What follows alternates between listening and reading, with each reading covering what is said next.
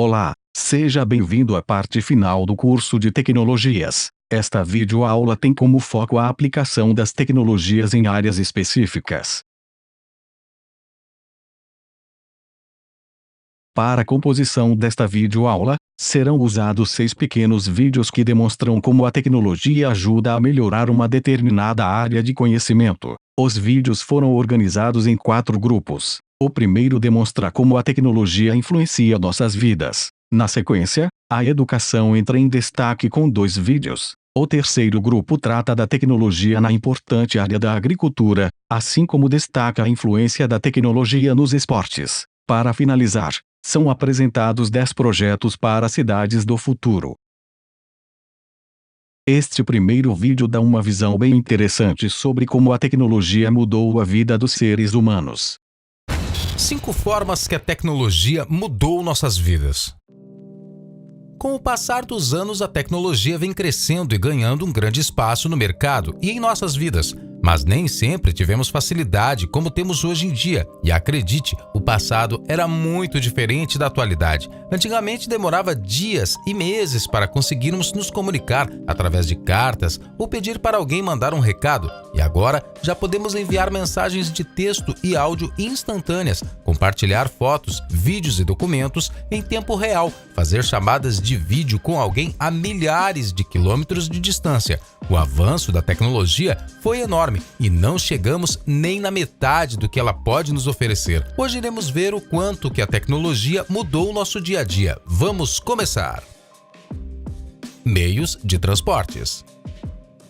Os meios de transportes foram uma das primeiras tecnologias a serem criadas e aprimoradas, pois conforme o ser humano evoluiu, os meios de transportes também evoluíram. O carro, que antes chegava até 16 km por hora, hoje em dia não existe mais. O carro mais rápido do mundo acelera de 0 a 100 em 2,28 segundos. Isso tudo graças à tecnologia que foi avançada. Ao longo do tempo, as coisas foram mudando e a ciência foi construindo novos tipos de meios de transportes mais rápidos, eficientes e seguros. Nanorobô.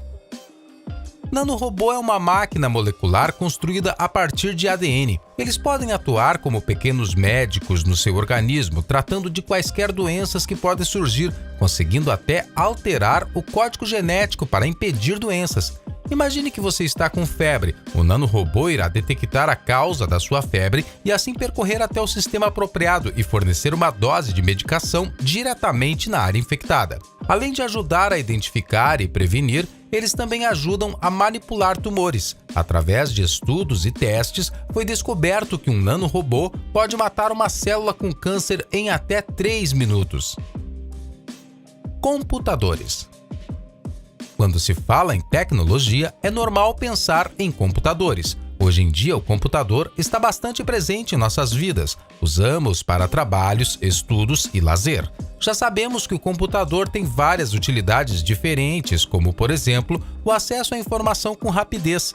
Hoje em dia, os computadores são úteis em várias áreas profissionais, como a medicina, engenharia ou até mesmo laboratórios. Não podemos esquecer que os computadores e os maiores sistemas de telecomunicações do mundo foram criados e operados por mulheres, e que o primeiro algoritmo do mundo foi desenvolvido por Ada Augusta, ela que foi conhecida como a primeira programadora de computadores da história. Smartphones. Os celulares estão cada vez mais modernos e diversificados, tais como computadores, notebooks e tablets, mas sempre tem espaço para mais. Os smartphones têm o maior público na atualidade, com a maior parte nos adolescentes que são apaixonados pelos seus smartphones. Não é somente os jovens que se renderam ao pequeno objeto. Hoje em dia, o celular é como um órgão da gente, não conseguimos ficar sem. Os smartphones tornaram-se uma necessidade para muitas pessoas, facilitando contatos com a família, amigos, verificar o e-mail, notícias e ainda sobra um tempinho, claro, para jogar algo no smartphone. Internet. A internet nunca para e existe um mundo dentro dela com milhares de conteúdos e segredos, um universo único. Ela foi criada em 1969, somente com a função de interligar cabos para facilitar a comunicação entre militares e cientistas durante a Guerra Fria, e está aí até hoje interligando o planeta inteiro ao mesmo tempo. Realmente é uma rede enorme e sem fronteiras geográficas que permite saber o que se passa em outros locais. A internet ajuda bastante em pesquisas, das mais simples até as mais complexas. Podemos conhecer pessoas e também nos comunicar com pessoas que estão distantes usando as famosas redes sociais como Facebook, WhatsApp, Skype, Instagram e o famoso Tinder. A internet ajuda no entretenimento de seus usuários com milhares de opções e para todos os gostos. Realmente ela é grandiosa. Porém, possui seus lados negativos. Com essa facilidade para conhecer pessoas, ter entretenimento e se comunicar, esquecemos de viver, deixamos de curtir momentos ao ar livre para ficar algumas horas a mais conectados. Deixamos de ficar com a família para ficar vendo quantas curtidas conseguimos em tal foto. Muitas noites mal dormidas por causa da Netflix ou memes. Se antigamente nossos pais reclamavam do tempo que ficávamos na rua por causa das brincadeiras de criança, hoje em dia lutam para sairmos de casa porque passamos muito tempo conectados. Tendo a educação como foco, estes dois vídeos destacam a evolução da educação e as novas possibilidades para a aprendizagem.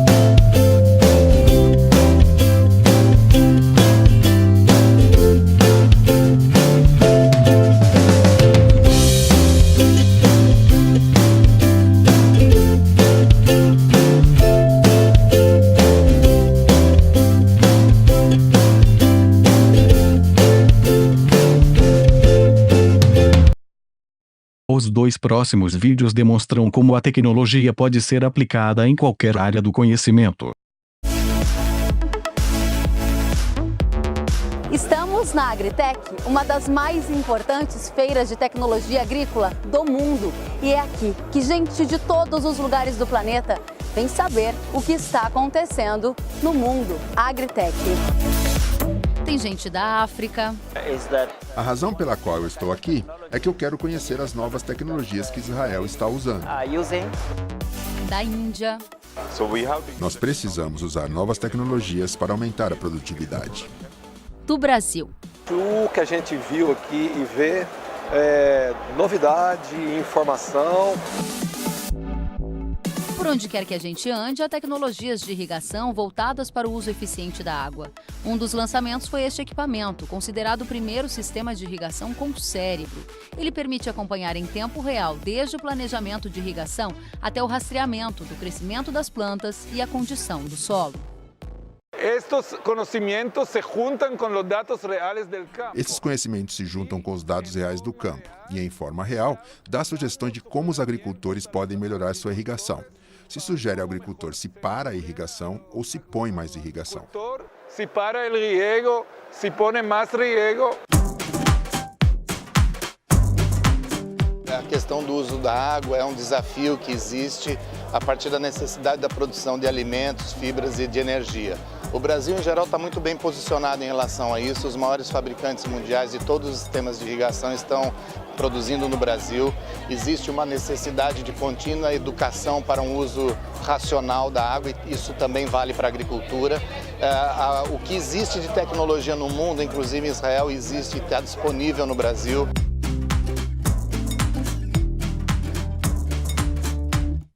E já pensou em controlar e monitorar as lavouras à distância? É isso que aplicativos como este prometem. O lançamento permite o controle pelo celular, não só da irrigação, mas também da fertirrigação.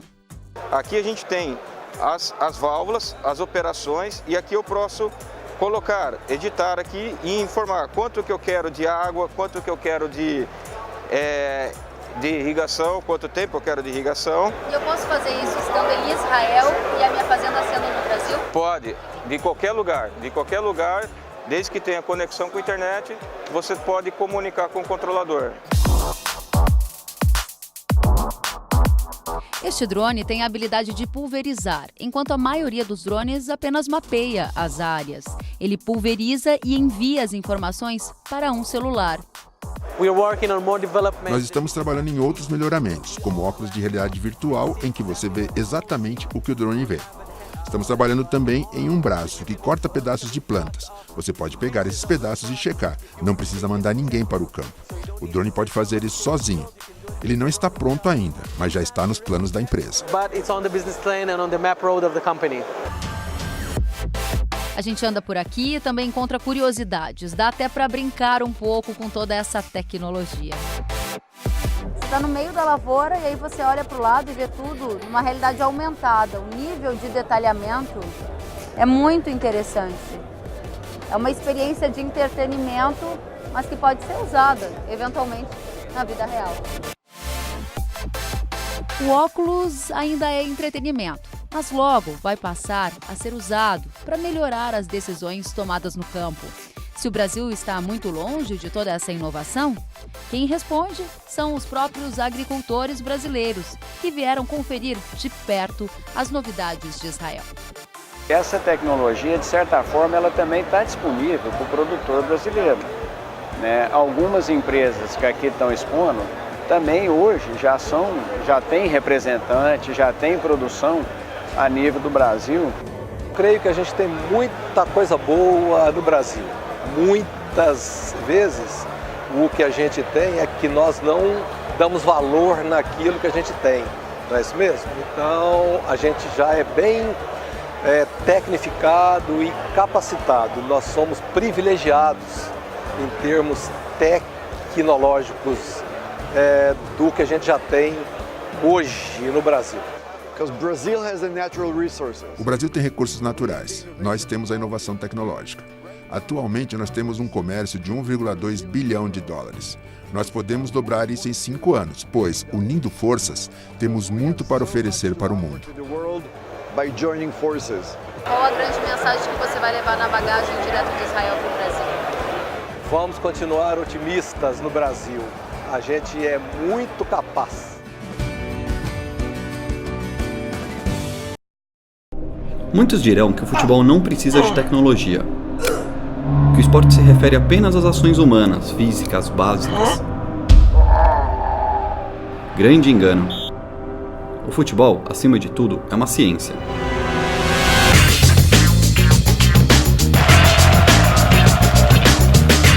Nas últimas décadas, mesmo que as regras continuassem basicamente as mesmas, o esporte se transformou profundamente, graças ao avanço de áreas que se beneficiaram de grandes inovações tecnológicas, como fisiologia, medicina, estatística e biomecânica.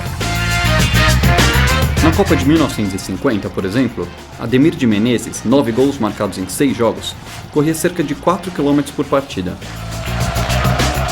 Já na Copa de 66, na Inglaterra, Garrincha percorria 6 km por partida, bem pouco a mais. Até então, a preparação dos atletas havia sofrido mínimas mudanças e poucas inovações tecnológicas estavam em curso.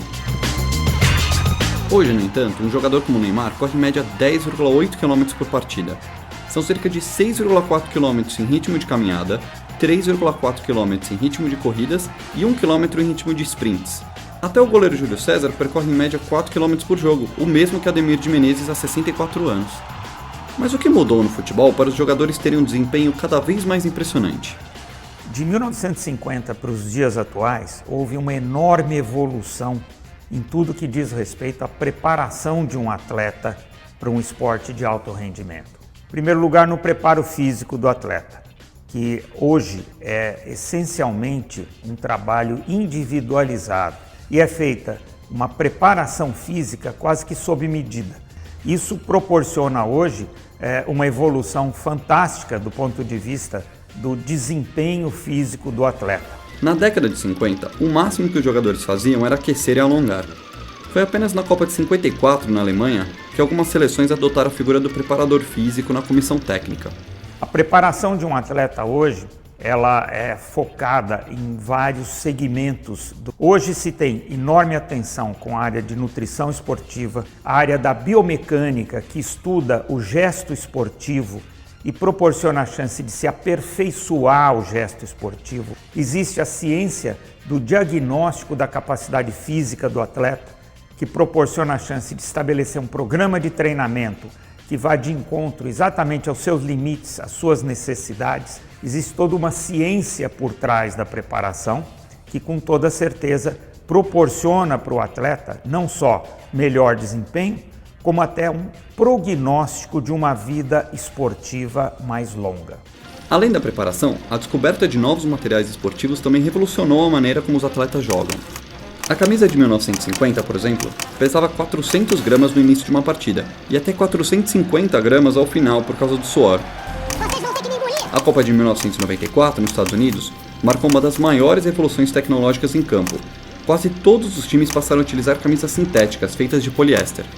Com o novo material, a pulsação média dos jogadores caiu 3,5%. Isso representa um aumento da ordem de 15% na potência do atleta. Hoje, o manto da seleção pesa míseros 134 gramas. A camisa é feita inteira com materiais recicláveis. Exatas 18 garrafas plásticas são utilizadas na confecção de cada peça. Foram recolhidas garrafas dos lixões do Japão e Taiwan, que após serem processadas e transformadas em poliéster, viraram as camisas que serão utilizadas na Copa. A tecnologia de ponta também está presente na recuperação dos atletas. Duas inovações atuais são a termografia, que revela quando o atleta poderá ter lesões, e o Alter G, uma máquina que saiu dos laboratórios da NASA. A termografia proporciona também a possibilidade de se perceber quais são os grupos musculares que foram afetados por esse quadro. Ou seja, onde está o quadro que caracteriza uma inflamação num grupo muscular, que profundidade está esse tecido, e isso direciona o tratamento fisioterápico para ser mais pontual, mais eficaz e, consequentemente, de melhor prognóstico.